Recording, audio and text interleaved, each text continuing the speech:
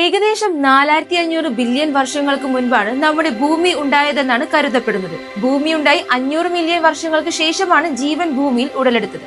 എന്നാൽ ഭൂമിയും ഭൂമിയിലെ ജീവനുകളും ഉടൻ തന്നെ എക്സ്പയർ ആകുമെന്നാണ് പുതിയ പഠനങ്ങൾ പറയുന്നത്. ഭൂമിയിലെ ഓക്സിജൻ നിറഞ്ഞ അന്തരീക്ഷം കുറച്ചു കാലം കൂടിയേ അങ്ങനെ തന്നെ നിലനിൽക്കുകയുള്ളൂ. മുൻകാല നിഗമനങ്ങളിലെ സമയപരിധി കുറച്ചുകൊണ്ടാണ് പുതിയ പഠന റിപ്പോർട്ട് പുറത്തു വന്നിരിക്കുന്നത്. ജപ്പാനിലെ ടോഹോ യൂണിവേഴ്സിറ്റിയിലെ ഗവേഷകരാണ് പഠനം നടത്തിയത്. കാലം മുന്നോട്ട് പോകുന്തോറും സൂര്യന്റെ ചൂടും പ്രകാശവും വർദ്ധിക്കും. ഇത് ഭൂമിയുടെ കാലാവസ്ഥയെ ബാധിക്കും. ജലം ബാഷ്പീകരിക്കപ്പെടും.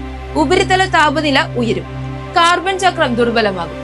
ഇത് സസ്യങ്ങളെ നശിപ്പിക്കുകയും ഓക്സിജൻ ഉൽപാദനം നിർത്തുകയും ചെയ്യും. ഗ്രേറ്റ് ഓക്സിഡേഷൻ ഇവന്റിന് മുമ്പുള്ള ആദ്യകാല ഭൂമിയെ ഓർമ്മിപ്പിക്കുന്ന തരത്തിൽ അന്തരീക്ഷം ഉയർന്ന അളവിൽ മീഥേലുള്ള അവസ്ഥയിലേക്ക് എത്തും.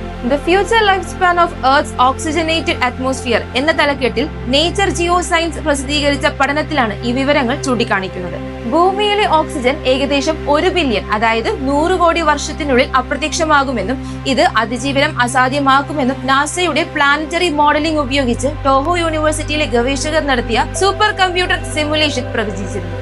സൂര്യന്റെ തിളക്കം കൂടുന്നതിനെ കുറിച്ചുള്ള ശാസ്ത്രീയ അറിവും ആഗോള കാർബണേറ്റ് സിലിക്കേറ്റ് ജിയോ കെമിക്കൽ ചക്രവും അടിസ്ഥാനമാക്കി ഭൂമിയിലെ ജൈവമണ്ഡലത്തിന്റെ ആയുസ്സിനെ കുറിച്ച് വർഷങ്ങളായി ചർച്ച നടക്കുന്നുണ്ട്.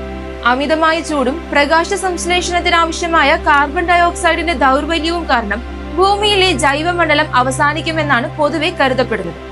അത് ശരിയാണെങ്കിൽ അന്തരീക്ഷത്തിലെ ഓക്സിജന്റെ അളവും വിദൂര ഭാവിയിൽ കുറയുമെന്ന് പ്രതീക്ഷിക്കാം.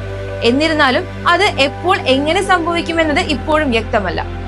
അത്തരമൊരു അന്തരീക്ഷത്തിൽ ജീവൻ നിലനിൽക്കാൻ സാധ്യമുണ്ടെങ്കിലും അത് നമുക്കറിയാവുന്നതിൽ നിന്നും വളരെ വ്യത്യസ്തമായിരിക്കും.